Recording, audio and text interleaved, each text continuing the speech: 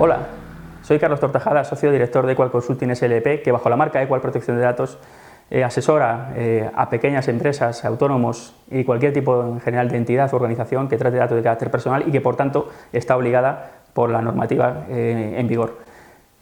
¿Cuál es la normativa en vigor? Bien, ¿en qué marco normativo nos movemos? Dicho de otro modo, como todos sabéis, el 25 de mayo del pasado año 2018 empezó a ser de aplicación el Reglamento Europeo de Protección de Datos, el conocido como RGPD. A nivel interno, en España, unos meses después, en concreto el 6 de diciembre de 2018, se publicó en el BOE la nueva LOPD, la Ley 3/2018 de 5 de diciembre.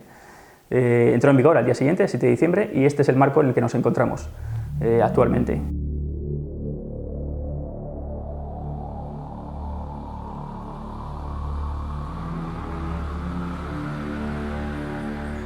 ¿Cuáles son los grandes cambios respecto a la normativa anterior? Bien, por un lado, son varios y muy importantes, pero por resumirlo, tenemos en primer lugar la necesidad de autorregulación de las empresas. Si bien antes teníamos una normativa que nos daba una especie de receta de cocina, en la que dependiendo del nivel de seguridad que se aplicaba a cada tipo de dato que se trataba, había que implementar, aplicar unas medidas de seguridad concretas, ahora no, ahora cada empresa, cada organización debe autoanalizarse, efectuar un análisis, llevar a cabo un análisis de riesgos en función, insisto, del tipo de datos que trata, de la forma en que los trata, desde el principio, desde que se recogen esos datos hasta su finalización, hasta que se dejan de ser útiles para las finalidades concretas y hay que cancelarlos de algún modo, lo que se llama el ciclo de vida de los datos. Segunda, el consentimiento. El consentimiento es fundamental. El cambio que se ha producido en la normativa. Antes eran válidas, ahora válido el llamado consentimiento tácito, es decir, fórmulas del tipo si usted no nos dice lo contrario en un plazo determinado, entenderemos que consiente el tratamiento y uso de sus datos. Bien, esto ha desaparecido y ya no es válido. A partir de ahora el consentimiento debe ser expreso, y con expreso, dice la ley, se refiere a la ley a una declaración clara e inequívoca del interesado, ¿de acuerdo?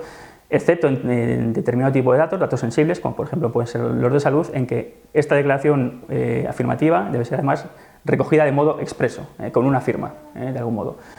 Tercero, ampliación de derechos. Los derechos que antes teníamos en la normativa anterior, los conocidos derechos de acceso, derecho de rectificación, derecho de cancelación y supresión, se mantienen en la nueva normativa, pero se amplían. Por ejemplo, a la limitación del derecho a la limitación del tratamiento, derecho a la portabilidad o derecho al olvido.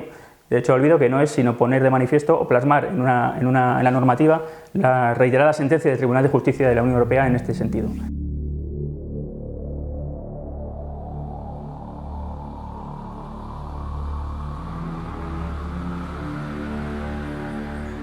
Bien, pero todo esto que hemos comentado, ¿a qué datos afectan? ¿A qué tipo de datos de carácter personal son los que regulan la normativa? Bien, pues aquí entran en juego cualquier tipo de dato, y cuando digo cualquier tipo de dato es datos de clientes, por supuesto, clientes de la empresa, pero también datos de proveedores, datos de personal, datos de usuarios web, datos de videovigilancia, datos de marketing, cualquier tipo de datos de carácter personal que la empresa trate en el desempeño de sus funciones o en la relación contractual que pueda tener con cualquiera de los interesados. Esos obligados que decíamos antes, está obligado cualquier entidad que trate datos de carácter personal, ¿de acuerdo? A esto se le domina, esta figura se la domina en la normativa responsable del tratamiento. ¿Qué es un responsable de tratamiento? Pues ya digo, cualquier organización que trate datos de carácter personal en el desempeño de sus funciones y que decide sobre la finalidad de tratamiento de esos datos. ¿Qué es un encargado de tratamiento? Otra figura relevante dentro de la normativa. Un encargado de tratamiento es todo aquel prestador de servicios que tiene un acceso a los datos del responsable para desempeñar ese servicio. Un ejemplo claro es una gestoría que confecciona nóminas o que lleva a cabo la contabilidad de una determinada empresa. Para llevar a cabo esas funciones debe contar necesariamente con un acceso a los datos, a las facturas, a los datos de los empleados, etc. Bien, esto es un encargado de tratamiento. Cuestión que hay que regular, figura que hay que regular entre responsable y encargado a través de un contrato específico, según el artículo 28 del Reglamento de Protección de Datos. ¿Hasta qué punto tiene responsabilidad el responsable del tratamiento si el encargado hace un mal uso de esos datos? Bueno, pues aquí hay una importante novedad dentro del Reglamento Europeo, y es que se le hace corresponsable en la medida en que el encargado trate los datos que maneja para desempeñar ese servicio por parte del responsable, por mor del contrato que firme con el responsable,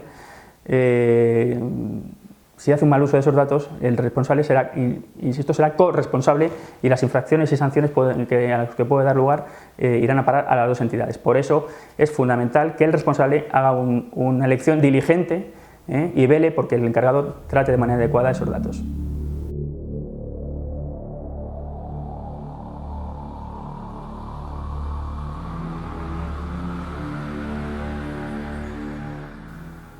Bien, hemos dicho antes que cada empresa tiene que autorregularse en función de un análisis de riesgos que debe elaborar y implementar las medidas de seguridad adecuadas al nivel de seguridad de sus datos. ¿Qué medidas de seguridad?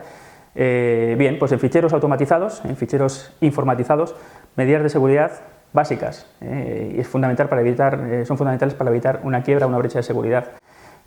Por supuesto, tener un usuario y contraseña por cada equipo informático, contraseña que tendrá que ser adecuada al nivel de seguridad de los datos, entre 8 y 10 caracteres alfanuméricos como mínimo, y por supuesto tendrá que conservarse por parte del usuario concreto, no pudiendo decir esta contraseña a nadie, incluido compañeros de la propia organización. Copias de seguridad, fundamental. Una copia de seguridad se recomienda mínimo una vez a la semana, si es diaria mucho mejor, bien en un servidor, bien en un disco duro externo, en cualquier dispositivo que nos asegure que en caso de pérdida de la información vamos a poder volcar de nuevo esa información, ¿de acuerdo? Antivirus, fundamental también tener la licencia de antivirus actualizada, anti-malware para evitar el robo de datos, implementación de redes virtuales, navegadores historial, el navegador tiene que estar actualizado. Todo este tipo de medidas de seguridad son fundamentales, ya digo, para evitar una brecha de seguridad o una pérdida de información. ¿Cómo se deben llevar a cabo estas medidas de seguridad en ficheros no automatizados, los ficheros en papel? Bien, los ficheros en papel, igual que hemos dicho antes, que será necesario contar con copia de seguridad, con un acceso restringido, con contraseñas, etcétera, etcétera. En papel tenemos la misma situación. Tendrán que estar, a ser posible, bajo llave, solo accesibles por el personal autorizado dentro de la propia entidad y no por todo el mundo. En cuanto a la destrucción de documentación, cuando deja de ser útil para las finalidades concretas, por supuesto, tenemos que destruirla de manera adecuada. ¿Cómo se destruye de manera adecuada? Bien, por supuesto, no tirándola en papeleras, no tirándola en basura. Como sabéis, si habréis oído en medios de comunicación, hay numerosas infracciones por este tema. Destructora de papel o bien una empresa dedicada, profesional, en cuanto a destrucción de material de documentación confidencial, que nos den, por supuesto, el certificado de destrucción confidencial y se firmen los contratos de confidencialidad adecuados con esa empresa. Esto, como digo, son medidas de seguridad, tanto las automatizadas como las no automatizadas, ficheros en papel, fundamentales a la hora de tener una buena aplicación de la normativa de protección de datos en la empresa.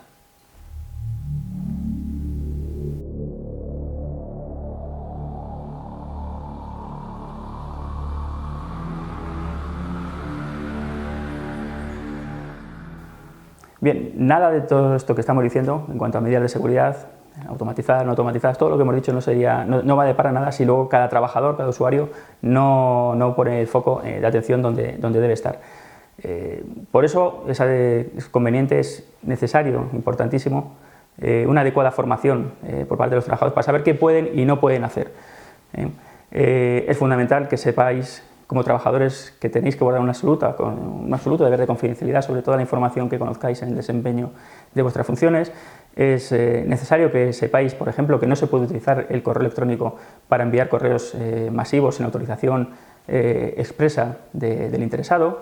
Es necesario que conozcáis todo este tipo de situaciones porque la empresa puede tener una adecuada política de privacidad, una adecuada política de protección de datos, pero si con que uno solo de los usuarios cometa un error, la infracción para la empresa puede ser importante.